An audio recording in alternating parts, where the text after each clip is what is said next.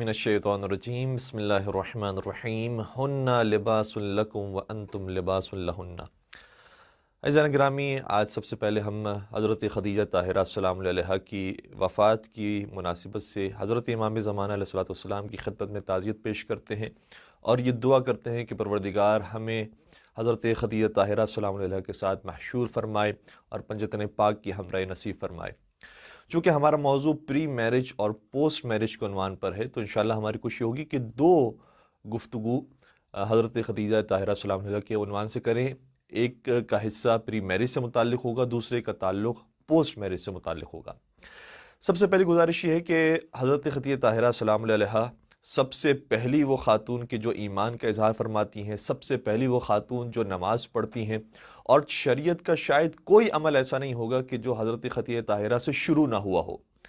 और फिर आप देखें कि उम्महातुल मुमिनीन के अंदर भी सबसे पहली वो ख़ातून के जिसे उम्मुल मुमिनीन का लक़ब मिलता है वो हज़रत खदीजा ताहिरा सलाम अलैहा है। लेकिन इसके बावजूद अगर आज हम किताबों को टटोलते हैं और देखना शुरू करते हैं कि कहाँ पर हज़रत खदीजा ताहिरा सलाम अलैहा का ज़िक्र मौजूद है और किस हद तक मौजूद है, उनके कारनामे क्या हैं, उनकी सीरत क्या है और उन्होंने किस माहौल के अंदर ज़िंदगी गुजारी, तो अफसोस के साथ कहना पड़ता है कि बहुत कम मालूमात बीबी के बारे में मौजूद हैं। उसके बहुत सारे असबाब हैं और हम मुकम्मल तौर पर तो तमाम असबाब को जिक्र नहीं कर पाएंगे, लेकिन ज़रूर इतना कहना चाहेंगे कि उस ज़माने में बीबी ने इजहार इस्लाम फरमाया था जिस ज़माने में कोई रावी नहीं है कि इन बातों को जिक्र करे। और फिर जब बाद में हम देखते हैं कि हुकूमतें जो आई हैं उनमें से बहुत सारी हुकूमतें ऐसी थीं कि जो पंजतन पाक के मुखालिफ हुकूमतें थीं, जो हज़रत खदीजा ताहिरा सलाम अलैहा के मुखालिफ और दुश्मन हुकूमतें थीं, तो कैसे मुमकिन है कि बीबी का जिक्र इस तवातुर के साथ किताबों के अंदर मिलता। इसलिए कुछ अजीब बातें हैं कि जो बीबी के हवाले से हमारे सामने आती हैं और बहुत हैरानगी होती है कि इन बुनियादी बातों के अंदर भी इख्तलाफ पाया जाता है। मिसाल के तौर पर बीबी की उम्र मुबारक क्या थी कि जब उनकी शादी पैगम्बर अकरम हज़रत मोहम्मद मुस्तफ़ा सल्लल्लाहु अलैहि वसल्लम से हुई। अक्सर हमारे मारूफ ये है कि बीबी की उम्र मुबारक 40 बरस की थी, लेकिन आप किताबों को देखिए तो किताबों के अंदर मुख्तलिफ और रिवायतें मौजूद है जिससे अंदाज़ा होता है कि नहीं, बीबी की उम्र मुबारक शायद 40 ना हो। बाज़ रिवायतें कहती हैं कि 25 साल की उम्र में, जिस तरीके से एक अहले सुन्नत मौरिख बैहक़ी ने इस बात को लिखा है कि 25 बरस की उम्र में हज़रत खदीजा ताहिरा सलाम अलैहा की शादी पैगम्बर अकरम से हुई। इसी तरीके से इब्ने हिमाद हिल्ली ने और इरबली ने कश्फुल गुम्मा के अंदर ये लिखा है कि, और ये भी बात लिखी है इब्ने हिमाद हिल्ली ने, कि अक्सरियत हमारी उलमा की कहती है कि बीबी की उम्र मुबारक पैगम्बर से शादी के वक्त 28 बरस की थी। अच्छा, फिर और आप रिवायात देखें तो और अजीब फिगर्स भी हमारे सामने आते हैं कि जो 40 से भी ज़्यादा हैं। मिसाल के तौर पर बाज़ मौरख़ीन ने ये भी लिखा है कि बीबी की जब पैगम्बर अकरम से शादी हुई थी तो उस वक्त उम्र मुबारक 50 बरस की थी, 50 बरस की थी। और बाज़ ने लिखा है नहीं, 65 बरस की थी। यानी लिखने वालों ने भी ज़रा सोचा नहीं कि बीबी वो हैं कि जो बाद में जाकर साहिब औलाद हुई हैं, तो साहिब औलाद होने के लिए भी ख़ास उम्र होती है, और अगर उस उम्र के बाद भी बीबी साहिब औलाद हुई हैं तो यकीनन फिर मुअज़्ज़ा होगा। लेकिन कहीं किसी रिवायत के अंदर ये बात जिक्र नहीं है कि बीबी जो साहिब औलाद हुई हैं वो मौजज़े की वजह से हुई हैं। कहीं ये अंदेशा, कहीं कोई रिवायत हमारे सामने, कोई झूठी से झूठी रिवायत भी हमारे सामने मौजूद है कि बीबी के जो औलाद हुई है, बिलखुसूस जो आखिरी औलाद हज़रत फ़ातिमा ज़हरा सलाम अलैहा की सूरत में हुई है, वो करामाती तौर पर, मौज़ाती तौर पर हुई है, वरना उनकी उम्र ऐसी नहीं थी कि जिसमें इंसान साहिब औलाद होता है। तो इससे अंदाजे होता है कि शायद इम्कान ये है कि बीबी की उम्र मुबारक या 25 बरस होगी या 28 बरस होगी, क्योंकि तकरीबन फिर बीबी की शादी के 20 साल के बाद हज़रत फ़ातिमा ज़हरा सलाम अलैहा की विलादत हो रही है। तो फिर महसूस ये होता है कि हाँ, उस वक्त उम्र मुबारक 45 बरस होगी, मैक्सिमम 48 ईयर्स की होंगी बीबी। तो ये इम्कान मौजूद है कि बीबी की इस तरीके से यहाँ पर औलाद पैदा हो। दूसरी बात यह है कि बीबी जिस ज़माने के अंदर मौजूद हैं वो आप ज़माना महसूस करें। कुरान मजीद ने इस बात को जिक्र किया है, वइज़ा बुश्शिरा अहदुहुम बिल उन्सा ज़ल्ला वजहुहु मुस्वद्दन व हुवा कज़ीम यतवारा मिनल क़ौमि मिन सूइ मा बुश्शिरा बिही अयुमसिकुहु अला हून अम यदुस्सुहु फित तुराब अला साअ मा यहकुमून। कुरान मजीद ये कह रहा है कि जब उस दौर जाहिलियत के अंदर किसी शख्स को यह खबर दी जाती थी कि तेरे यहाँ बेटी की विलादत हुई है, लड़की पैदा हुई है, तो उसका चेहरा इतना सियाह पड़ जाता था कि अपने चेहरे की सियाही को छुपाने के लिए अपने कौम से दूर चला जाता था और फिर अपने ही आप से ये बातें करता था और ये फिक्र कर रहा होता था कि मैं अब इस लड़की को जिंदा रहने दूं اور ذلت کے ساتھ زندگی گزاروں یا اپنی عزت بچانے کے لیے اس لڑکی کو زندہ درگور کر دوں؟ الا ساء ما یحکمون، یہ کتنا برا فیصلہ تھا وہ جو کر رہے تھے۔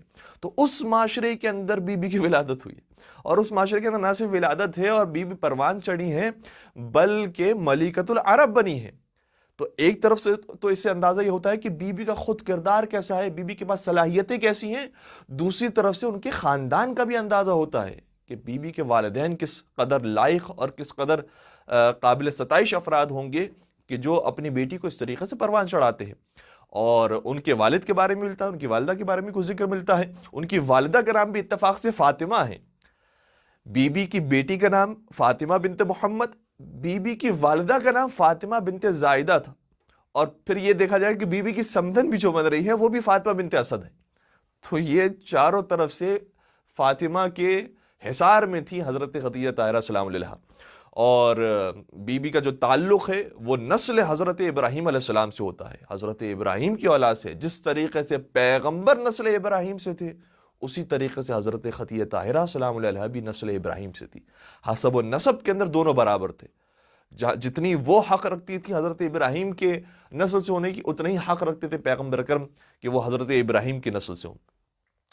تو اس معاشرے کے اندر بی بی کی ولادت ہو رہی ہے، پھر بی بی پروان چڑھ رہی ہیں۔ ملکۃ العرب بننا وہ ایک اپنے مقام پر بحث ہے، اور یہ تعجب کی بات ہے کہ میل ڈومینیٹنگ سوسائٹی کے اندر کیسے خاتون اتنی زیادہ ترقی کر جائیں۔ دوسری طرف سے روایات اور عجیب ہیں۔ فتح الباری، اہل سنت عالم دین کی لکھی ہوئی کتاب عمدۃ القاری کے اندر بھی یہی بات لکھی ہے کہ کانت تدعى فی الجاہلیت الطاہرہ، زمانے جاہلیت کے اندر بھی بی بی کو طاہرہ کہہ کر پکارا جاتا تھا۔ اللہ اکبر۔ جو بے لباس طواف کرنے والے ہوں، جہاں پر فحش کام عام ہوں اور خواتین کو حقارت کی نظر سے دیکھا جاتا ہو، اس معاشرے کے اندر یہ اتنا خوبصورت خاندان تھا کہ بی بی کا اس زمانے میں لقب مشہور ہو گیا تھا کہ یہ طاہرہ ہے۔ اور مجھے کہنے دیجئے کہ ایک طاہرہ وہ ہیں کہ جو آیے تطہیر میں داخل ہونے کے بعد طاہر کہلاتے ہیں، اور ایک طاہرہ وہ ہیں کہ جو آیے تطہیر نازل ہونے سے پہلے لوگوں کی زبان سے طاہرہ کا لقب پاتی ہے۔ اور پھر دوسرا لقب بھی بی بی کا آپ دیکھیے، وہ بھی روایات کے اندر ملتا ہے کہ بی بی کو سیدہ قریش بھی کہا گیا، یعنی قریش کی سردار خاتون تھی۔ واقعاً ان کے اندر بڑی صلاحیتیں موجود تھی، اور یہ کہا جا سکتا ہے نیکیوں کا پیکر ہے حضرت خدیجہ طاہرہ سلام علیہ، نیکیوں کا سرچشمہ ہے حضرت خدیجہ طاہرہ سلام علیہ۔ ام المومنین کے لقب کی لاج رکھی حضرت خدیجہ طاہرہ سلام علیہ نے۔ اور اگر تمام خوبیوں کے اندر اگر آپ ہم سے سوال کریں کہ کون سی خوبی ایسی ہے کہ جو سب سے زیادہ پرومیننٹ ہے، سب سے زیادہ بہترین خوبی اور سب سے زیادہ مایہ ناز خوبی اس بی بی کے اندر کون سی ہے، تو شاید ہو سکتا ہے لوگ یہ کہیں گے کہ بی بی ملکۃ العرب تھی، مالدار تھی، اور قرآن نے بھی اس کا ذکر کیا ہے۔ اتنی مالدار ہونے کے باوجود سب کا سب رائے خدا میں خرچ کر دیا۔ وَوَجَدَكَ عَائِلًا فَأَغْنَىٰ، اے رسول آپ تنگ دست تھے، ہم نے آپ کو غنی بنایا۔ تو غنی بنایا تو کس کے ذریعے بنایا؟ روایات کے اندر ہے بِمَالِ خدیجہ، حضرت خدیجہ طاہرہ سلام اللہ کے مال کے ذریعے آپ کو غنی بنایا۔ یعنی وہ بی بی کہ جن کے مال کو خدا اپنا مال کہے اور کہے کہ میں نے غنی بنایا ہے تجھے، اس بی بی کے مال کے پاک و پاکیزگی کا کیا عالم ہوگا۔ تو دوسری ایک طرف سے یہ کہ ملکۃ العرب ہے، دوسری طرف سے طاہرہ ہے، تیسری طرف سے سیدہ قریش ہے، بہت ساری خوبیاں بی بی کے اندر موجود ہیں۔ لیکن شاید وہ خوبی جو سب سے بہترین اور اعلیٰ ترین خوبی ہے وہ یہ ہے کہ بی بی سچے دل کی مالک تھی۔ بی بی خلوص اور اپنے آپ کے اندر جو انکساری پائی جاتی تھی وہ کمال کی تھی، یعنی کسی سے کچھ مطلب نہیں ہے۔ سنسیئرٹی جو بی بی کے اندر پائی جاتی تھی وہ کسی اور کے اندر موجود نہیں تھی۔ ازواج رسول سبھی تھیں، لیکن جو سنسیئرٹی بی بی کے اندر پائی جاتی ہے وہ کسی کے اندر نہیں پائی جاتی۔ اور میں یہ بات کیوں دعوے کے ساتھ کہہ رہا ہوں؟ اس لیے میں نے آپ کی خدمت میں دعوے کے ساتھ بات کی ہے کیونکہ نہ صرف بی بی نے مال خرچ کیا ہے پیغمبر کے اوپر، دین خدا کے اوپر، بلکہ اس مال کی تعریف پروردگار کر رہا ہے۔ اور پروردگار اگر کسی کے مال کی تعریف کرے تو پروردگار ظاہری مال کو نہیں دیکھتا کہ کتنا خرچ کیا ہے، 1,00,000 خرچ کیا ہے یا 1 کروڑ خرچ کیا ہے یا 1 ارب خرچ کیا ہے۔ پروردگار یہ دیکھتا ہے کس نیت کے ساتھ خرچ کیا تھا۔ کہیں اپنی نیک نامی تو نہیں چاہتا تھا، اپنی مشہوری اپنی شہرت تو نہیں چاہتا تھا کہ بھائی میں نے خرچ کیا، میرا بھی نام آئے گا، کہیں پر لکھا جائے گا کہ ہاں انہوں نے خرچ کیا تھا۔ لیکن نہیں، چونکہ پروردگار انسان کے دل کو دیکھتا ہے، خلوص نیت کو دیکھتا ہے۔ اگر کم بھی دیا جائے لیکن رائے خدا میں نیت صاف ہو تو پھر پروردگار آیتیں نازل کرتا ہے وَيُطْعِمُونَ الطَّعَامَ عَلَىٰ حُبِّهِ مِسْكِينًا وَيَتِيمًا وَأَسِيرًا۔ کیا دیا تھا پنجتن پاک نے؟ صرف روٹیاں تو دی تھی، لیکن کم کو اور زیادہ کو نہیں دیکھتا پروردگار۔ پروردگار یہ دیکھتا ہے کہ کس خلوص کے ساتھ دیا ہے۔ تو حضرت خدیجہ طاہرہ نے اتنی سنسیریٹی کے ساتھ یہ سارا مال خرچ کیا کہ پروردگار عالم نے باقاعدہ جبرائیل امی کو نازل کیا، اے جبرائیل جاؤ اور میرا سلام خدیجہ طاہرہ کی خدمت میں پیش کرو۔ اللہ اکبر۔ اور پھر ایک اور مقام پر روایت یہ ملتی ہے کہ پروردگار اپنے فرشتوں پر فخر کرتا ہے کہ دیکھو ایک میری کنیز خدیجہ طاہرہ کے نام سے موجود ہے، کتنی عبادت گزار ہے، کتنی اطاعت گزار ہے، اس بی بی کو پہچانو۔ حضرت خدیجہ طاہرہ کا مقام۔